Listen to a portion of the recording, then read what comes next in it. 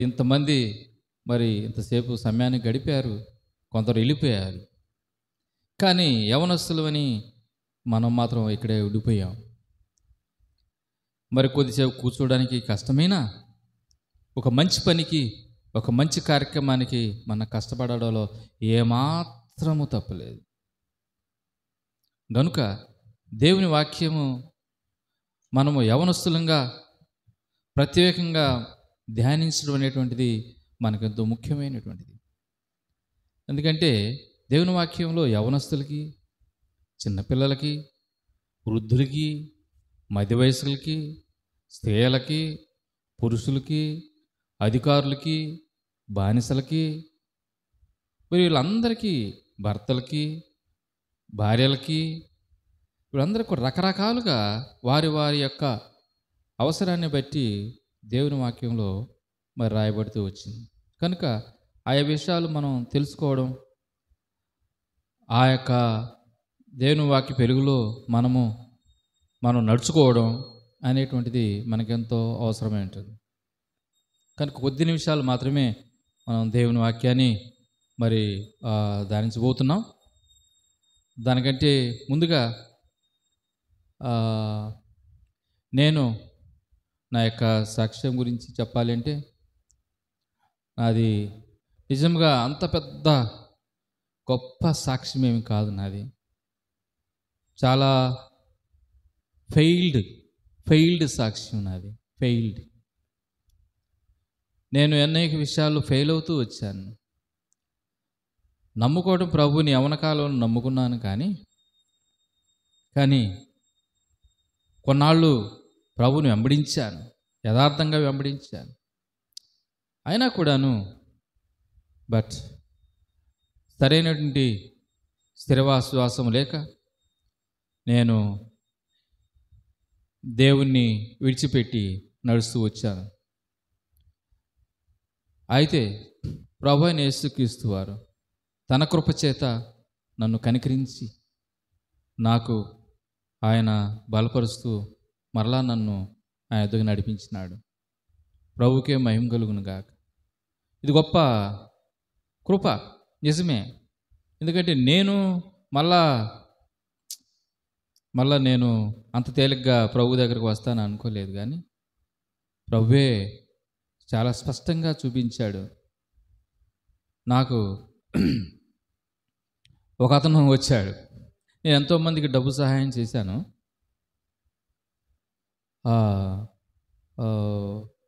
అయితే ఆ రీతిగా కొంత నేను నష్టపోయాను.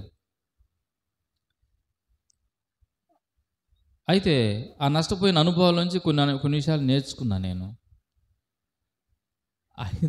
అయినా కూడా మరలా ఒక అతను తెలియని రీతిగా వచ్చాడు, మా దూర బంధువు. వచ్చి మావయ్య అనుకుంటా వచ్చాడు. నా దగ్గర వచ్చి కొంత డబ్బు కావాలని అడిగాడు. నేను ఎంతో అతను అభిమానిస్తాను, చిన్నప్పుడు ఆయన తెలుసు. కానీ మధ్యలో నాకు ఆయనకి కొంత సంబంధం లేదు. ఎందుకంటే నేను ఆయా పరిస్థితుల్లో ఆయా రీతులుగా ఉద్యోగం చేసుకుంటూ అక్కడక్కడ తిరుగుతూ ఉన్నాను. అతను మధ్యలో నాకు అతనికి ఎలాంటి సంబంధం లేదు. అయితే అతను బాగా మరి మోసాలు చేయడంలో ఆరితేరినట్టున్నాడు.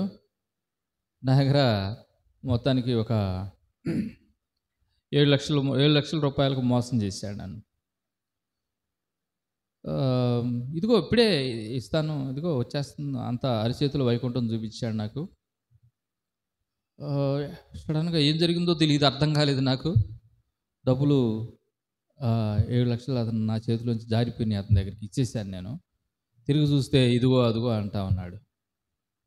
ఎంతో బాధ అయింది, మనసుకి వేదనగా అనిపించింది. నాకు అర్థమవుతూ వచ్చింది, ఇది దేవుడు నాకు చూపించినటువంటి ఒక శిక్ష, పనిష్మెంట్. నేను ఆయన్ని వదిలి నేను నడుస్తున్నాను కనుక దేవుడు నాకు శిక్ష గట్టిగానే వేశాడు అని చెప్పి మరలా ప్రభు దగ్గర క్షమాపణ వేడుకొని ఆయన అనుసరించడం మళ్ళీ జరుగుతూ వచ్చింది. అంత మాత్రమే కాదు, అది ఒక దెబ్బ, అంటే ఒక చెంప మీద ఇలా కొట్టినట్టు. మళ్ళీ ఇంకో దెబ్బ కొట్టాడు. అది ఎలాగంటే, నాకు ఇద్దరు సిస్టర్స్ ఉన్నారు, సహోదరులు. వాళ్ళకి వివాహాలు అయిపోయిన, వాళ్ళకి పిల్లలు ఉన్నారు. మా చిన్న అక్క చాలా జాగ్రత్త పరురాలు. చాలా జాగ్రత్తగా ఉంటుంది ఆమె. ఆర్థికపరమైన విషయాల్లో కూడా చాలా జాగ్రత్తగా ఉంటుంది. కానీ ఆమె నాకు తెలియని రీతిగా, అర్థం కాని రీతిగా ఆమె కొంత అప్పులు పాలైంది. ఒక 3,00,000 రూపాయలు అప్పులైనాయి ఆమెకి. ఆమెకి రాబడి తక్కువ. ఆయన భర్త చనిపోయాడు మధ్యలోనే. ఆమెకి అది ఎక్కువ, 3,00,000 అనేది. కనుక అంత ఇబ్బంది పడుతుంది పాపం. నాకు తెలియదు ఆ సంగతి. బట్ అల్టిమేట్గా ఒక సమయానికి నా దృష్టికి వచ్చింది. వాళ్ళ అమ్మాయి చెప్పింది నాకు ఫోన్ చేసి, ఇలా ఇబ్బంది పడుతుందని చెప్పేసి. ఫోన్లు చేస్తుంటే ఫోన్లు కట్ చేయడం, వాళ్ళ సమాధానం మొహం సాటేసి వెళ్ళిపోవడం. అమ్మాయి అలా చేస్తుంది. చేస్తున్నప్పుడు నేను నా రక్త సంబంధికురాలు కనుక, నేను ఒక ఉద్యోగంలో ఉన్నాను కనుక ఆమెను అలాగ వదిలేయటం నాకు మనస్కరించలేదు. ఎందుకంటే మనుషులు తప్పులు చేస్తారు. తప్పులు చేస్తే క్షమించాలి, వీలైతే సహాయం చేయాలి, లేకపోతే వదిలేయాలి. కానీ క్షమించకుండా ఉండలేము. కనుక ఆ అమ్మాయిని నేను క్షమించాను. జ్ఞానం కొన్నిసార్లు చేస్తాం, తప్పులు పొరపాట్లు చేస్తుంటాం. క్షమించాను. మరి ఇప్పుడు అసలే కష్టంలో ఉన్నాను, అసలే నష్టంలో ఉన్నాను. వెంటనే మళ్ళీ ఇదొకటి. అయినా కూడా నాకు బంగారు పొంగరాలు 2 అమ్మేశాను. ఇంకా ఆయా రీతులుగా వాళ్ళకి సహాయం చేసి ఆమెకి కొంత వెసులుబాటు కల్పించాను. ఒక పక్కన నా ఇంట్లో శోధన, మళ్ళా నువ్వు ఇలాగా ఎందుకు చేస్తావని. తప్పదు.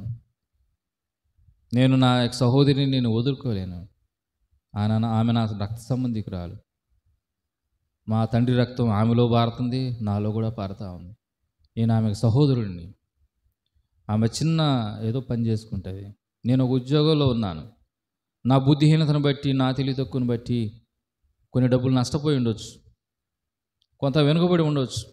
కానీ ఆమె నేను సహాయం చేయాలి అని సహాయం చేశాను. నేను ఇంట్లో ఎంతో తిట్లు, తిరస్కారాలు అనుభవించాను. అయినా పర్వాలా, ఓర్చుకున్నాను. ఓ 10 సార్లు తిరిగితే ఓసారి తిరిగి చెప్పేవాడినేమో సమాధానం. కానీ 9 సార్లు మాత్రం ఓర్చుకోగలిగాను. అంటే దేవునిలో ఒక ఓర్పు నేను నేర్చుకుంటూ వచ్చాను. నాకున్న శ్రమను బట్టి నన్ను ఏమన్నా ఓర్చుకుంటూ వస్తూ ఉన్నాను. ప్రభు నాకు ఇప్పుడు తన కృపలో చాలా ఓపిక ఇచ్చాడు. ఇప్పుడు ఏం పర్వాలా, ఎవరు నన్ను ఏమి అన్నా నేను కదిలించబడే స్థితిలో లేను. నేను సత్యమైన దేవుణ్ణి వెంబడిస్తూ ఉన్నాను. ఆయన మార్గంలో నడుస్తూ ఉన్నాను. నన్ను ఎంత అపార్థం చేసుకున్నా, ఎవరు ఎన్ని నన్ను తిట్టినా, ఏమి అన్నా నా లోపలికి దూరమయ్యి. ఎందుకంటే ప్రభువు నా యందున్నాడు. ఆయన మహా గొప్ప కృపచేత ఆయన పునరుద్ధాన శక్తిని నా హృదయంలో ఉంచాడు, నా ఆత్మలో ఉంచాడు.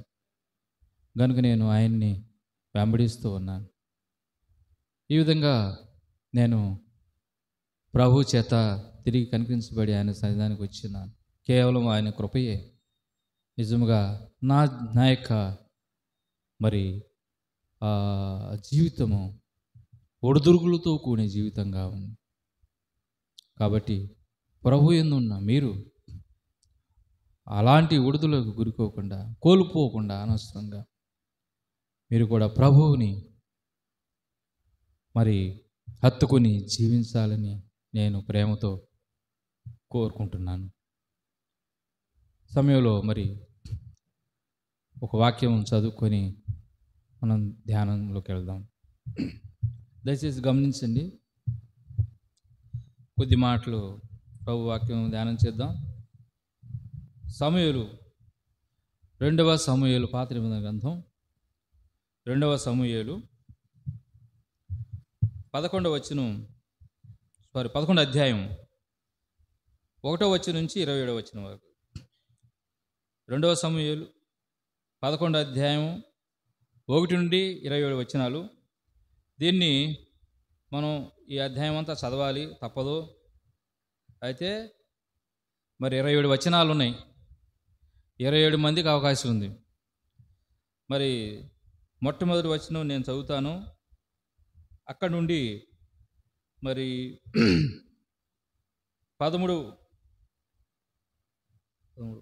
13 వచనాల వరకు బ్రదర్స్ చదువుతారు, యవనస్తులు చదువుతారు. 2వ వచనం నుంచి 13వ వచనం వరకు 1 by 1 చదవాలి. 1 by 1 అందరూ కలిసి కాదు, 1 by 1 మొదటి నుంచి ఎంతవరకు వస్తే అంతవరకు చదువుకొని వెళ్ళాలి. 2వ వచనం నుంచి, మొదటి వచనం నేను చదువుతాను, 2వ వచనం నుంచి 13వ వచనం వరకు యవనస్తులు చదువుతారు. అలాగే 14వ వచనం నుంచి 27వ వచనం వరకు సహోదరులు, యవన స్త్రీలు చదువుతారు. దయచేసి అలాగ మనము ఈ యొక్క పాఠ్యభాగాన్ని చదువుదాం. వసంతకాలమున రాజులు యుద్ధమునకు బయలుదేరు సమయమున దావీదు యోవాబును అతని వారిని ఇశ్రాయేలు అందరినీ పంపగా, వారు అమ్మోనీయులను సంహరించి రబ్బా పట్టణమును ముట్టడి వేసిరి. అయితే దావీదు యెరూషలేమునందు నిలిచెను.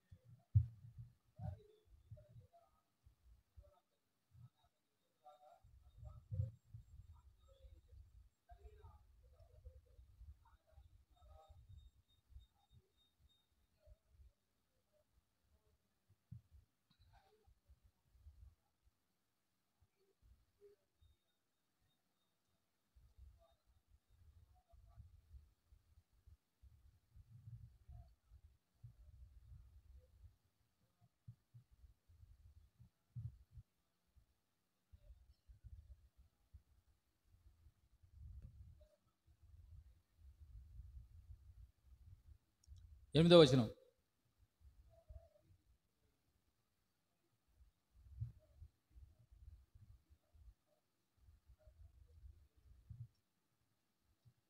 తొమ్మిది.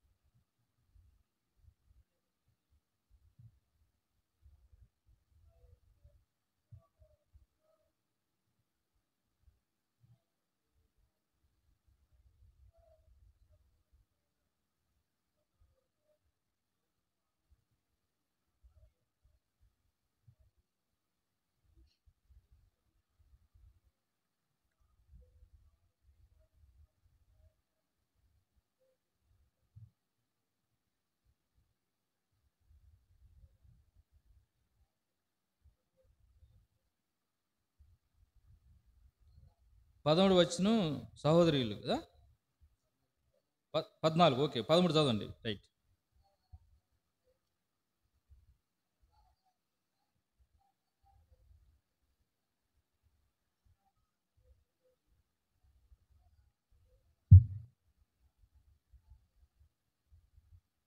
ఓకే, 14 వచనం సిస్టర్స్ చదవాలి, సహోదరి యవనస్తురాలు.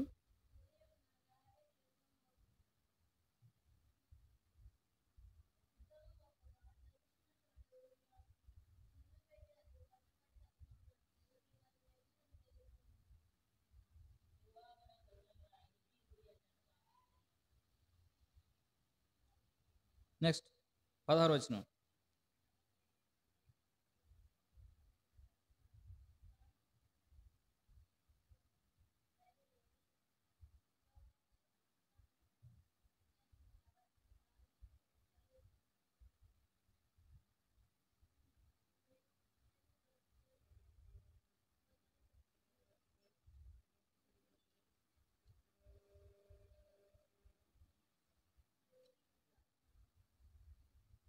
నెక్స్ట్ 18. ఉమ్.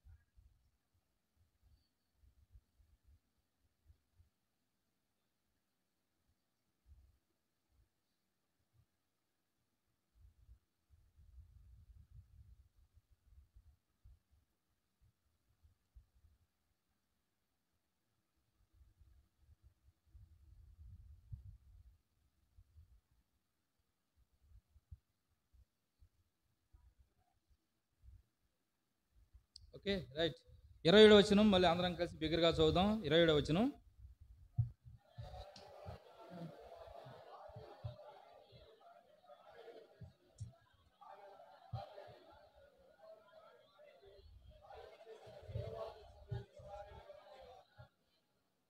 ఓకే, దావీదు చేసినది యెహోవా దృష్టికి దుష్కార్యముగా ఉండెను. ప్రార్థన చేద్దాం.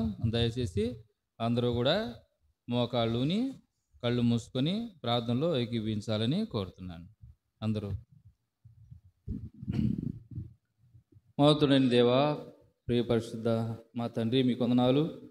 ఈ యొక్క సమయంలో నీ వాక్యములో మేము దైవ సంగతులు నేర్చుకుంటకు మాకు సహాయం చేయండి. మా మనోనేత్రాలు తెరవండి, మమ్మల్ని బలపరచండి, మాకు సంగతులు చక్కగా వివరించండి. దేవా, మీ వాక్యం ద్వారాగా మమ్మల్ని శుద్ధీకరించండి, నూతనపరచండి, నూతన జీవముతో మమ్మల్ని నడిపించమని యేసు నామమున ప్రార్థించి వేడుకుంటున్నాం తండ్రి. ఆమేన్.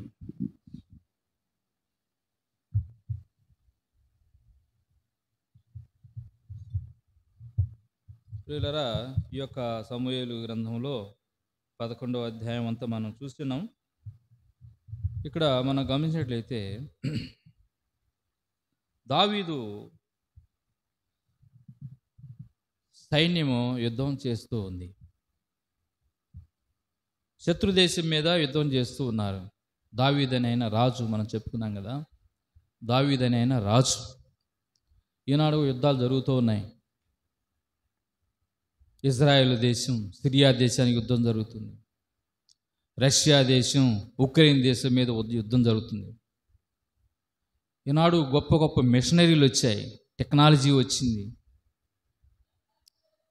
అయితే ఆ రోజుల్లో కత్తులతో యుద్ధం చేసుకునేవాళ్ళు, ఈటెలతో యుద్ధం చేసేవాళ్ళు, గుర్రాలను ఉపయోగించేవాళ్ళు. ఆ రకంగా యుద్ధం చేసేవాళ్ళు. ఒకరికొకరు పోరాడి సైనికులు, ఆ దేశ సైనికులు, ఈ దేశ సైనికులు ఆ ప్రహరీ గోడ దగ్గర ఉండి ఒకళ్ళనొకళ్ళు చంపుకుంటూ ఎవరు బలం ఉంటే వాళ్ళు ఆ దేశాన్ని ఆక్రమించుకోవడం జరుగుతూ ఉండేది. అలాగే యుద్ధాలు, ఎవరికి బలం ఉంటే వాళ్ళు యుద్ధం చేయడమే, చిన్న దేశాన్ని లోపరుచుకోవడమే, అలాగ జరుగుతూ ఉండేది. అలాంటి పరిస్థితుల్లో దావీదు ఏం చేస్తున్నాడంటే 2వ వచనంలో, ఒకానొక దినమున ప్రొద్దుగుంకు వేళ దావీదు పడక మీద నుండి లేచి రాజనగరి మిద్దె మీద నడుచుచు పైనుండి చూచుచుండగా స్నానము చేయి ఒక స్త్రీ కనబడాను. ఈయన ఆరాముగా ఉన్నాడండి. ఆయన ఇంట్లో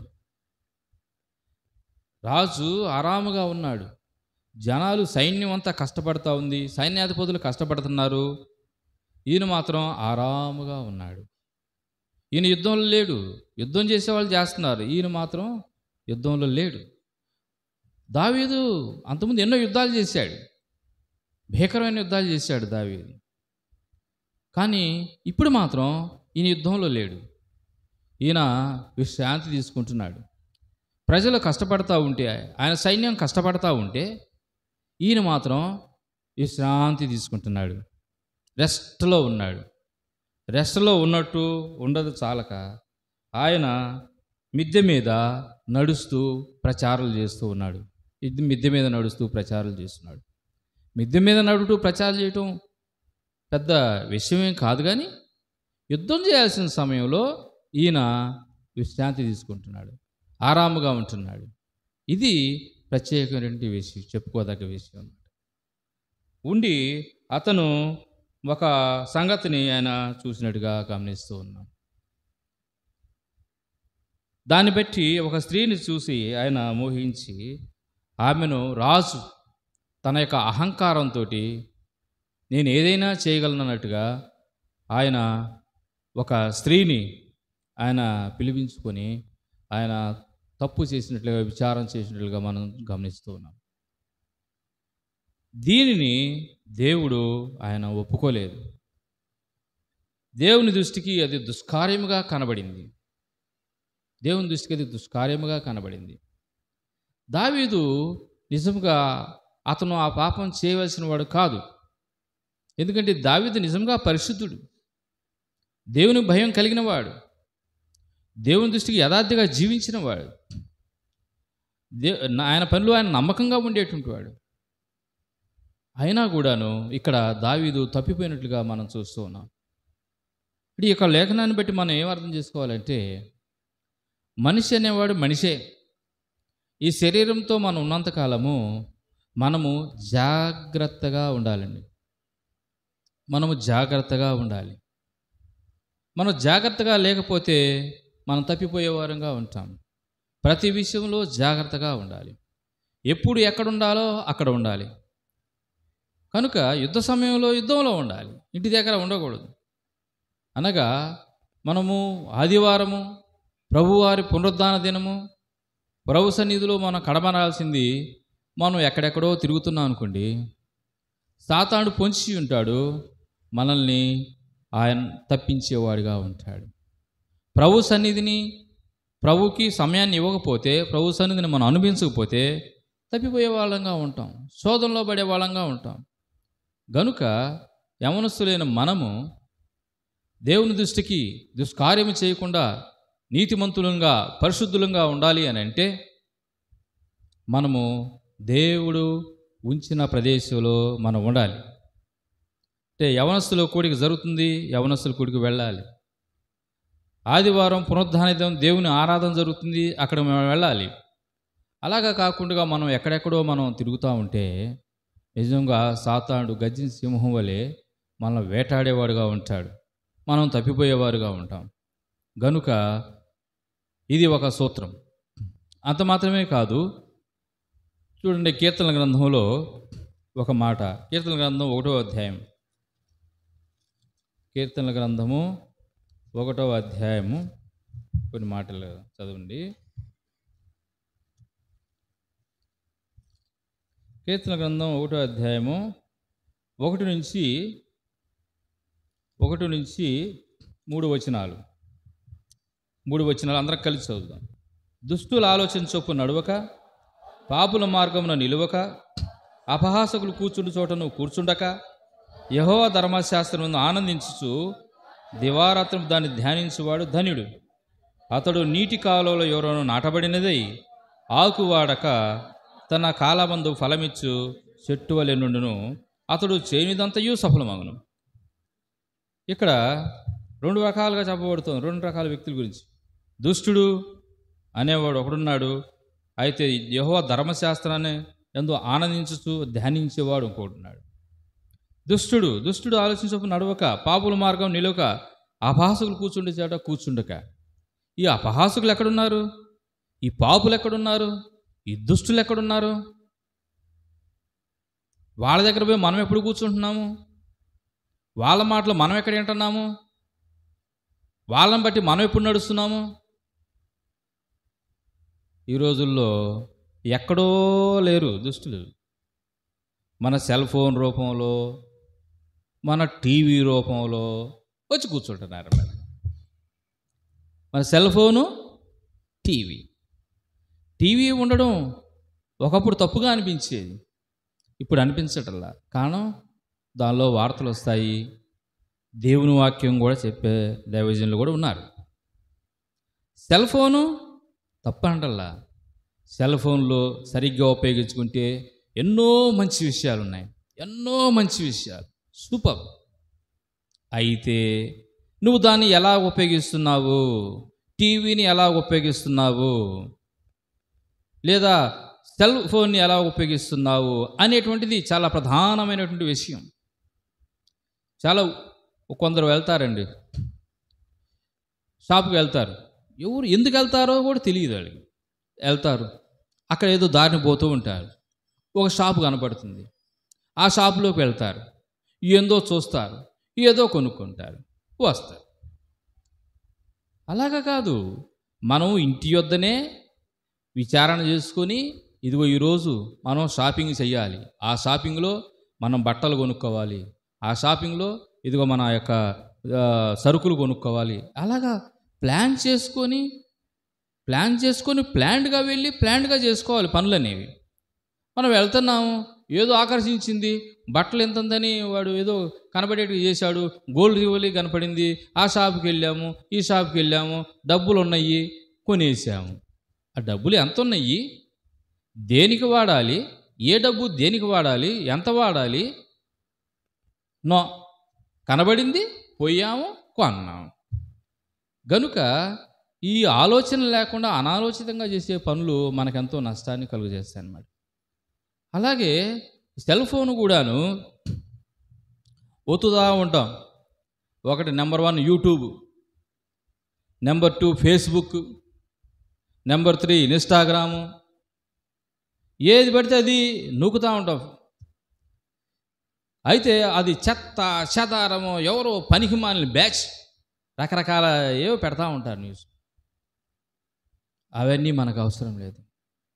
వీడేం చెబుతాడో విందాం, వాడేం చెబుతాడో విందాం, ఇవన్నీ మనకు అవసరం లేదండి.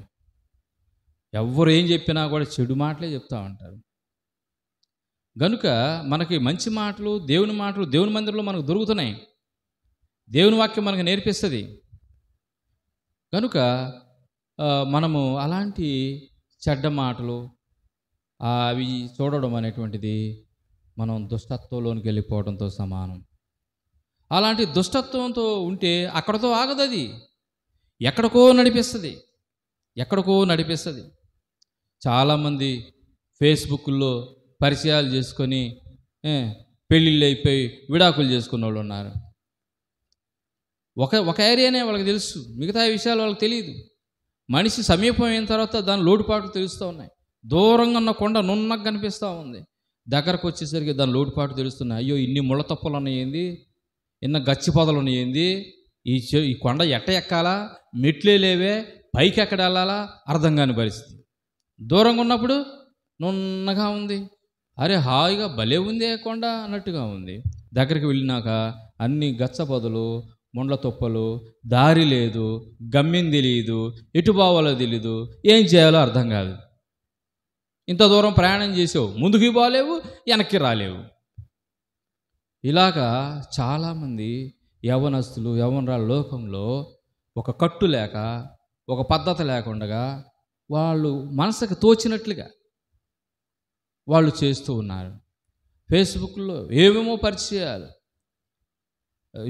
యూట్యూబ్లో చెత్త వస్తూ ఉంటాయి అన్నమాట. కానీ మనం దేవుని బిడ్డలంగా కోర్స్ దేవుని వాక్యం ఏదైనా ఉంటే వినొచ్చు, తప్పులేదు.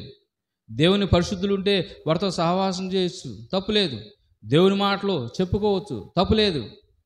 కానీ మనము అవతల ఎవరితో మనం సహవాసం చేస్తున్నామో, ఏం మాటలు వింటున్నామో, ఏవి మనల్ని ప్రేరేపిస్తున్నాయి అనేది గ్రహింపు లేకుండా అలాగని మనం ముందుకు వెళ్ళేటట్టయితే నిజంగా మనం పొరపాటులో పడతాం, నిజంగా మనం దుష్టత్వంలో పడతాం. ఈ విషయంలో మనం చాలా జాగ్రత్తగా ఉండాలి, చాలా జాగ్రత్తగా ఉండాలి. అలాగే టీవీ కూడాను, టీవీని ఉపయోగించేటప్పుడు కూడాను చాలా పరిశుద్ధంగా ఉపయోగించాలి, చాలా చాలా జాగ్రత్తగా ఉపయోగించాలి. ఏమి వస్తుంది, ఊరకు పెడతాం, ఏదో సినిమా వస్తుంది, ఏదో సినిమా వస్తుంది. ఆ సినిమా ముద్రలు నీ హృదయంలో నిలిచిపోతే ప్రభు ముద్రలు ఎలాగుంటాయండి? ప్రభు వాక్యం నీ హృదయంలో నిండుకున్నప్పుడు అది వచ్చి ఒక డస్ట్ లాగా మలినం చేస్తుంటుంది, మన హృదయాన్ని మలినం చేస్తుంది సినిమాలు. అలాగే సీరియల్స్ ఏందో వస్తుంది చూద్దాం, ఒక్క నిమిషం చూస్తే చాలు 100 నిమిషాలు చూడాలనిపిస్తాయి సీరియల్స్. ఒక్క నిమిషం ఇదేందబ్బా అని చూస్తే చాలు 100 నిమిషాలు. ఇవి ప్రభు బిడ్డలుగా మనకు తగదు. మన పరుగు ప్రయాణం వేరు, మన పందెం వేరు. కనుక మనము లోకానికి మనము మార్గదర్శకులుగా ఉండాలి. ప్రభు మనల్ని గొప్పగా ఉండడానికి పిలిచాడు, మనల్ని హెచ్చించడానికి పిలిచాడు. అయితే మనము ఇలాంటి చెత్త చెదారంలో మనం కొట్టుకొని పోయి మనం పాపానికి వెళ్ళేవారంగా ఉంటాం. కనుక ప్రియులారా, మన యొక్క దైనందిన జీవితంలో మనం సెల్ ఫోన్ని వేరే రకంగా ఉపయోగించుకోకుండా, మనం టీవీని అనర్థంగా ఉపయోగించుకోకుండా, వ్యర్థంగా ఉపయోగించుకోకుండా దేవుని వాక్యాన్ని మనం సమీపించే వారంగా ఉండాలి.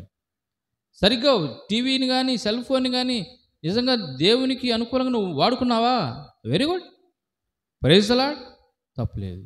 కానీ దానిలో వచ్చే ప్రతి చెత్త ప్రతి చెదారము అన్నిటినీ మనం అంటుకోవడానికి వీలు లేదు, ప్రతి దానికి మనం అటెన్షన్ పే చేయడానికి వీలు లేదు. ఇది తర్వాత మరి ఇలాగ మనం చేయనప్పుడు మనం ఏం చేయాలి? కీర్తన గ్రంథం మనం చదువుకున్నాం కదా, యెహోవా ధర్మశాస్త్రం 2వ వచనంలో, యెహోవా ధర్మశాస్త్రమునందు ఆనందించుచు దివారాత్రము దాన్ని ధ్యానించువాడు ధన్యుడు. అతడు నీటి కాలం ఎవరైనా నాటబడినది, ఆకు వాడక తన కాలమందు ఫలమిచ్చే చెట్టు వలె నుండును, అతడు చేయనిదంతయో సఫలమాను. కాబట్టి మనం ఏదైనా పని చేసామంటే సఫలం కావాలి. ఎప్పుడు సఫలం అవుతుంది? దేవుని వాక్యాన్ని ధ్యానిస్తూ ఉన్నప్పుడు, దేవుని వాక్యాన్ని ధ్యానిస్తున్నప్పుడు, దేవుని దగ్గర సమయం గడుపుతూ ఉన్నప్పుడు, యవనరాలుగా వ్యక్తిగతంగా దేవుని యొద్ద సమయం గడపాలి. మనం ప్రభు యొద్ద సమయం గడపాలి, సమయం తీసుకోవాలి, ఆయనతో ఫెలోషిప్ చేయాలి, ఆయనతో సహవాసం చేయాలి. సహవాసం చేస్తే ఆయన పరిశుద్ధత మనకి వస్తుంది, ఆయన వెలుగు మన మీద ప్రకాశిస్తుంది, ఆయన కాంతి మన హృదయాలలో వెలసిల్లుతుంది. గనుక మనము దేవుని యొక్క వాక్యాన్ని అనుదినము ధ్యానించే వారంగా ఉండాలి. ప్రభు సన్నిధిలో వ్యక్తిగతంగా ప్రార్థన ద్వారా దేవునితో సహవాసం చేసేవారంగా ఉండాలి. అంతేగాని ఈ యొక్క చెడు ఆలోచనలు, పాపుల మార్గము, అపహాసకుల మార్గము, ఈ లోకములో వ్యర్థమైనటువంటి రీతిలో చెప్పబడే రకరకాల కల్పిత కథలు, రకరకాల వ్యర్థమైన విషయాలని మనం లక్ష్య పెట్టకూడదు, వాటి యందు మన దృష్టి ఉండకూడదు. కాబట్టి ఈ వాడకంలో మనం చాలా జాగ్రత్తగా వహించాలి దేవుని బిడ్డలంగా, ముఖ్యంగా యవనస్తులంగా అన్నమాట. తర్వాత ఇక్కడ ఈయన తప్పు చేశాడు కదా, తర్వాత మళ్ళీ ఏమంటున్నాడు, ఆమె ఆ యొక్క ఊరియా భార్య, అంటే సైనికుడు భార్య ఆమె గర్భవతి అయ్యిందని ఆయనకి తెలిసింది. తెలిస్తే ఇప్పుడు ఈయన ఎంత దిగజారిపోయాడంటే, ఆ ఊరియా అనే వ్యక్తిని పిలిపించి, నాయనా నువ్వు యుద్ధంలో ఎందుకు, నువ్వు పోయి ఇంటి దగ్గర నువ్వు ఉండిపో, విశ్రాంతి తీసుకో అని చెప్తున్నాడు. అంటే ఏంది? ఈయన చేసిన తప్పు సరి చేసుకోవడం కోసం, ఆయన మీదకి రావడం కోసం. చూడండి అంత ఆలోచనలు ఎలాగ మారిపోతాయో. ఒక తప్పు ఇంకొక తప్పుకి నడిపిస్తుంది, ఒక తప్పు ఇంకో తప్పుకి నడిపిస్తుంది. ఈయన వేషధారణ చేస్తున్నాడు ఇక్కడ దావీదు. ఆయన నువ్వు ఇంటికి వెళ్ళిపోయినాయన, అక్క యుద్ధం భయంకరంగా జరుగుతుంటే భీకరంగా ఇంటికి వెళ్ళి విశ్రాంతి తీసుకోమంటున్నాడు. ఎంత ఘోరంగా చెప్తున్నాడు రివర్స్లో. రాజేనా అసలు ఆయన? అసలు రాజేనా? రాజు అనేవాడు యుద్ధం భీకరంగా చేయమని చెబుతాడు, ఇంటికి వెళ్ళి విశ్రాంతి తీసుకోమని చెబుతాడా? సో దిగజారిపోయాడు అనమాట. దావీదు దిగజారిపోయాడు. ఏదైతే చెప్పాలో అది చెప్పట్లేదు, ఏదైతే చెప్పకూడదో అది చెబుతున్నాడు. వేషధారణతో వ్యవహరిస్తూ ఉన్నాడు. అయితే ఊరియా పరిస్థితి ఏంది? ఊరియా యథార్థంగా ఉన్నాడు. అయ్యా నువ్వు బొమ్మన్నావు బాగానే ఉంది, కానీ నేను పోయి గవిని దగ్గర పండుకొని ఇంటికి మాత్రం నేను పోను. ఎందుకు నాయనా? అక్కడ సైనికులు యుద్ధం చేస్తూ ఉంటే నేనెట్లా పండుకునేది? ఇక్కడ నేనెట్లా నా ఇంటికి పోయి నేను హాయిగా ఉండేది? అలా నేను ఉండలేను అనని ఊరియా యథార్థంగా అంటూ ఉన్నాడు. ఒబ్బో, ఇది చాలా దూరం అయ్యేటట్టుంది, నేను చెప్పిన మాట వింటలేదు ఈయన అని చెప్పి మళ్ళీ ఇంకొక పన్నాగం పన్నాడు. ఏం పన్నాగం అంటే, సరే నీ కర్మ నువ్వు వెళ్ళి యుద్ధమే చేయిపో అన్నాడు. యుద్ధానికి వెళ్ళి పోయిన తర్వాత ఈ విషయాలు ఏం చేసిన పాపము యూరియాకి ఎలా తెలుస్తుందో అనేటువంటి భయంతో, ఆ ఊరియాకి తెలుస్తున్న భయంతో అక్కడ రహస్యంగా ఏర్పాటు చేస్తాడు. ఏంది? బాగా యుద్ధం ఎక్కడ జరుగుతుంటుందో, బాగా డేంజరస్ సిచ్యువేషన్ ఎక్కడ ఉంటుందో, ప్రాణహాని ఎక్కడ జరుగుద్దో అక్కడ పెట్టి ఇవన్నీ అని అంటాడు. ఇక్కడ విచారం అయిపోయింది. నెక్స్ట్ నరహత్యలోకి వెళ్ళిపోయాడు. ఏకంగా మాస్టర్ ప్లాన్ వేస్తున్నాడు. ఒక గొప్ప దైవజనుడుగా, దేవుని బిడ్డగా, పరిశుద్ధంగా జీవిస్తూ దేవుడు అవకాశం ఇస్తే సింహాసనంకి రాజుగా ఉంటూ ఉన్న వ్యక్తి ఎంత దిగజారిపోయాడు. కనుక మనము చాలా జాగ్రత్తగా ఉండాలి. కేవలము అతను ఉండకూడని ప్రదేశంలో ఉండడం వల్లే అది జరుగుతూ వచ్చింది. చేయకూడని పని చేయడం వల్ల దిగజారిపోయినాడు అతను. అయిపోయి అక్కడ పంపించాడు, రహస్యంగా వర్తమానం పంపితే ఆయన్ని బాగా యుద్ధం జరిగే దగ్గర ప్రదేశంలో ఉంచాడు. ఉంచితే అక్కడ యుద్ధం జరుగుతోంది భీకరంగా. అక్కడ ఇతన్ని చంపేస్తారు, ఇంకొంతమందిని చంపేస్తారు. చంపేసిన తర్వాత మళ్ళీ వర్తమానం వస్తుంది ఈయనకి, ఈయన చంపారని చెప్పేసి. వాళ్ళు వచ్చి ఇండైరెక్ట్గా వర్తమానం ఇస్తారు. అయ్యా అక్కడ బాగా భీకరంగా యుద్ధం జరిగిందయ్యా, సైనికులు చనిపోయారు, వాళ్ళల్లో ఊరియా అనే ఆయన కూడా చనిపోయాడు అని చెప్తారు. సో ఆ మాట ఈయనకి కావాలి, దావీదుకి. ఊరియా అనే ఆయన కూడా చనిపోయాడు అనే మాట కావాలి ఈయనకి. చనిపోయాడా? ఒకసారి యుద్ధం అన్నాక కొంతసార్లు చనిపోవడం, కొన్నిసార్లు ఓడిపోవడం, కొన్నిసార్లు గెలవడం కద్దు, అది సహజంలే అని అనుకున్నాడు. లోపల మాత్రం ఏమనుకున్నాడు? నేను చేయాల్సింది చేశాను, అయిపోయింది, కథం, అయిపోయాడు, ఇక నా పాపం బయటికి రాదు అని అనుకున్నాడు లోపల. బయటికి ఏమంటున్నాడు? ఒకసారి అట్ట జరుగుద్దులే అనుకున్నాడు. అది జరిగిందా? జరగలా, నువ్వు జరిగించావు. అది నువ్వు జరిగించావు. యథార్థంగా యుద్ధం చేసి చనిపోవాలి ఆయన. తీవ్రమైనటువంటి యుద్ధం జరిగే ప్రదేశంలో కుట్రపూరితంగా అక్కడ పట్టబడి నెట్టబడి అతను చనిపోయాడు, చంపబడ్డాడు. అంతేగాని అతను మామూలుగా చనిపోలేదు. ఈ విధంగా దావీదు దిగజారిపోయాడు. అమ్మయ్య, పేరు ఎడగరైపోయింది, ఈయనకి తెలియదులే అనుకున్నాడు. ఈయన ఎవరండి? రాజు. చెప్పబడుతుంది ఆయన పేరు యోవాబు. యోవాబు ఎవరు? ఒక సైనికుడు, కొంచెం ప్రాముఖ్యమైన సైనికుడు, అంతే కదా. రాజు కింద, రాజుతో పోలిస్తే ఎంతో చిన్నవాడు పదవి పరంగా. ఆయనకు భయపడుతున్నాడండి, ఆయనకు భయపడుతున్నాడు. ప్రియ సోదరుడా, సోదరి, మనం తప్పు చేస్తే చిన్నపిల్లడికి కూడా భయపడాలా? పొరపాటు చేస్తే చిన్నపిల్లడికి కూడా భయపడాలా? ఇది అవసరమా మనకి? పొరపాటు చేయడం మనకు అవసరమా? కనుక ఏ పొరపాటు లేకుండా మనం నీతివంతమైనవా దేవుని బిడ్డలంగా మనల్ని మనం భద్రం చేసుకోవాలి. దేవుని వాక్యం ద్వారాగా, ప్రార్థన ద్వారాగా భద్రం చేసుకోవాలి. దేవుని సన్నిధిలో సమయం గడపడం ద్వారాగా భద్రం చేసుకోవాలి. ఎక్కడ పాపం చేయడానికి అవకాశం ఉంటుందో ఆ ప్రదేశానికి మనం దూరంగా ఉండాలి. ఆ ప్రదేశానికి వెళ్ళకూడదు. ఇక్కడ డేంజర్ అని అంటే దూరం ఉండిపోవడం, ఆ ప్రదేశానికి వెళ్ళకూడదు. కాబట్టి మన పాదములు ఎక్కడికి వెళుతున్నాయి చూసుకోవాలి. మన చూపులు ఎక్కడికి వెళుతున్నాయి చూసుకోవాలి. మన ఆలోచనలు ఎలా వెళుతున్నాయి చూసుకోవాలి. ప్రభు సన్నిధిలో మనం ఎప్పటికప్పుడు కూడా కట్టుకుంటూ ఉండాలి, పరిశుద్ధపరుచుకుంటూ ఉండాలి. ప్రభు శక్తిని కోరుకోవాలి, ప్రభు మీద ఆధారపడాలి. ప్రియమైన సోదరా, సోదరి, మనం ఒక్క పొరపాటు చేసామంటే సరిదిద్దుకోలేని తప్పులు అయిపోతాయి, సరిదిద్దుకోలేము. దావీదు ఆయన ఏదో చేశాను అనుకున్నాడు కానీ నిజంగా దిగజారిపోయాడు. మనం కూడా అలాంటి దిగజారిపోయే పరిస్థితుల్లో ఉంటాం. చాలా జాగ్రత్తగా ఉండాలి. వేరే వాని భార్యని ఈయన ప్రేమించడం ఏందండి? వేరే ఆయన భార్యని ఈయన ఇష్టపడడం ఏందండి? వేరే సోదరుడు భార్యతో ఈయన తప్పు చేయడం ఏందండి? ఆమెను ఆ తప్పు చేసింది కాక మరి సిన్సియర్ సోల్జర్ని చంపేయడం ఏందండి? కుట్ర బనడం ఏందండి? అబద్ధాలు ఆడడం ఏందండి? వేషధారణ చేయడం ఏందండి? ఎంత నీచం! కనుక ఒక తప్పు అనేక తప్పులకు నడిపిస్తుంది. కనుక మనము చాలా జాగ్రత్తగా ఉండాలి. ఏ తప్పు మనం చేయకుండా ప్రభువు మీద ఆధారపడాలి. ప్రభువు చెప్పిన చోట మనం ఉండాలి. మన దేవుని వాక్యాన్ని మనం ధ్యానించాలి. దేవుని సన్నిధిలో ప్రార్థిస్తుండాలి. ప్రతి దినం ప్రభు మీద ఆధారపడుచు ప్రభు వెళ్ళమన్న చోటకి వెళ్ళుట, ప్రభు వెళ్ళకూడదన్న చోటకి వెళ్ళకుండా ఉండుట మనం చేయాలి. ఆ విధంగా మనము దేవుని యొద్ద మనం సిద్ధపడి ఉంటాం. ఆ విధంగా మనం పొరపాటు నుంచి మనం తప్పించుకోగలుగుతాం. కనుక పాపము కొన్నిసార్లు మనకి ఆ ఆలోచన తీసివేస్తుంది. ఆ యొక్క మంచి చెడు అనేటువంటి ఆ ఇంగిత జ్ఞానం కూడా కొన్నిసార్లు కోల్పోయే అవకాశం ఉంది. కనుక మనం ఆ యొక్క దరిదాపులకు కూడా వెళ్లకుండా మనము చాలా జాగ్రత్తగా ఉండాలి. ఈ మధ్యన కాలంలో మా విజయవాడలోనే జరిగింది. మా సమీపంలోనే ఎవరో ఒక అతను ఇలాగే ఒక వివాహమైన స్త్రీని ఆయన తెచ్చి తన ఇంట్లో ఉంచుకున్నాడు. ఎంత భయంకరం అండి! అది ఎంత ఘోరం! తన తల్లిదండ్రులు, ఆ అమ్మాయి యొక్క తల్లిదండ్రులు బాగా కోపోద్రేగులై అతన్ని కాపు కాసి ఒక చోట చంపి అవతల పడేశారు. యవనస్తుడు, ఎంతో జీవితం ఉంది కానీ ఖతం అయిపోయింది. అలాగ చేస్తే మనం నరకానికి వెళతాం. అలాగ చేస్తే నరకానికే. శరీరమందు తన పాపం ఉన్నవాడు నరకానికి వెళ్తాడు. దేవుని ఆత్మని సంధించలేడు, దేవుని ఎదుర్కోలేడు. కనుక అలాంటి ఘోరమైన పరిస్థితి.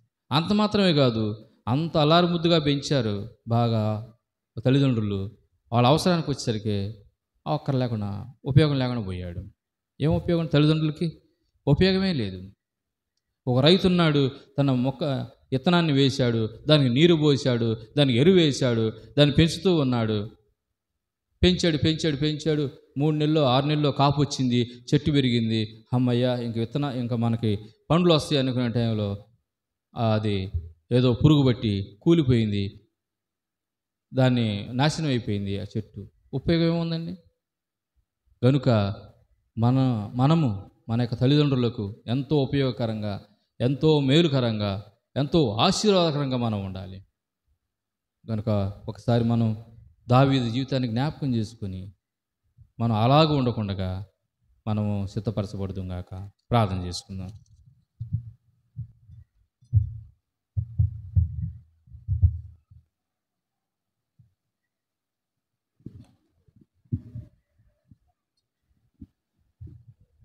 దయచేసి అందరూ మోకరించి కళ్ళు మూసుకున్నట్లయితే ప్రార్థన చేసుకుందాం. ప్రభు సన్నిధిలో మరోసారి మనం ప్రోక్షించుకుందాం. ప్రభు సహాయం అడుగుదాం. ప్రభువా, నన్ను సిద్ధపరచండి, నా యొక్క లోటుపాట్లు సరి చేయండి. ప్రభువా, నన్ను బలపరచండి. నాయన, ఈ యొక్క వ్యర్థమైనటువంటి రకరకాల దృశ్యాలు సెల్ ఫోన్లో వ్యర్థమైన వాటిని చూడకుండా సహాయం చేయండి. టీవీలో వ్యర్థమైన వాటిని చూడకుండా సహాయం చేయండి. పవిత్రమైన జీవితం జీవించడానికి సహాయం చేయండి అని ప్రభువాన్ని మనం వేడుకుంటూ ప్రార్థన చేసుకుందాం.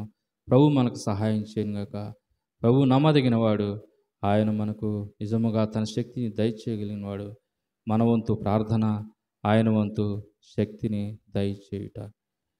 దయగల తండ్రి, పరిశుద్ధుడా, నాయన మీ కొందనాలు స్తోత్రాలు చెల్లిస్తున్నా. ఇదిగో నాయన, ఈ మాటలు నిజంగా నేను చెప్పుటకు అనర్హుడను.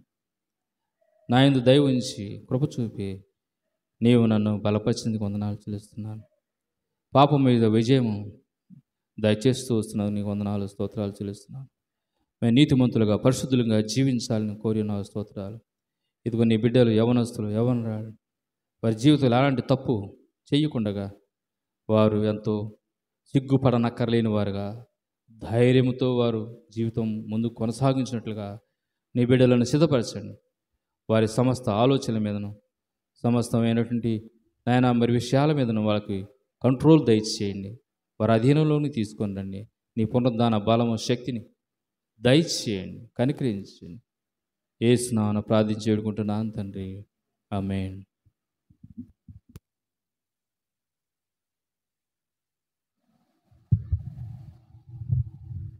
చక్కని వాక్యం దేవుని దాసు అందిస్తూ వచ్చారు. విన్న మనము మన జీవితాల్లో ఏంటంటే ఒక్క తప్పు అనుకుంటే అదేం చేస్తూ వచ్చింది, అనేకమైన తప్పులు చేయటానికి చివరికి దేవునికి ఇష్టడుగా ఉన్న దావీదు ఘోరమైన పాపం కట్టుకొని దేవుని చేత గొప్ప తెగులు అనుభవిస్తూ వచ్చాడు.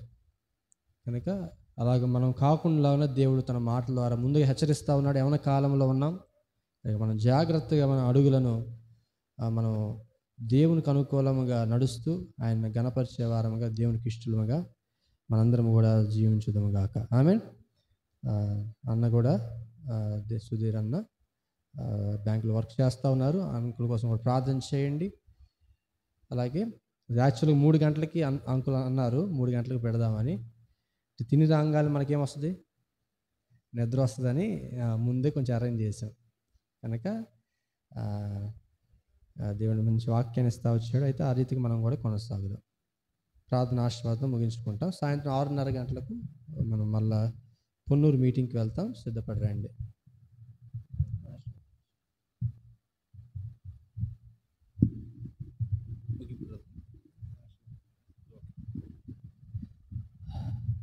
తొట్టిల్లకుండా మనల్ని కాపాడుటకును, ఆయన మహిమ ఎదుట నిర్దోషులుగా నిలబెట్టుటకును శక్తిగల అద్వితీయ దేవుని కృప, ప్రభువైన యేసుక్రీస్తు వారి యొక్క సహవాసము, పరిశుద్ధాత్ముని యొక్క తోడ్పాటు మనకు దయచేయునుగాక. ఆమేన్. ఆమేన్. ప్రైజ్ అందరికీ వందనాలు.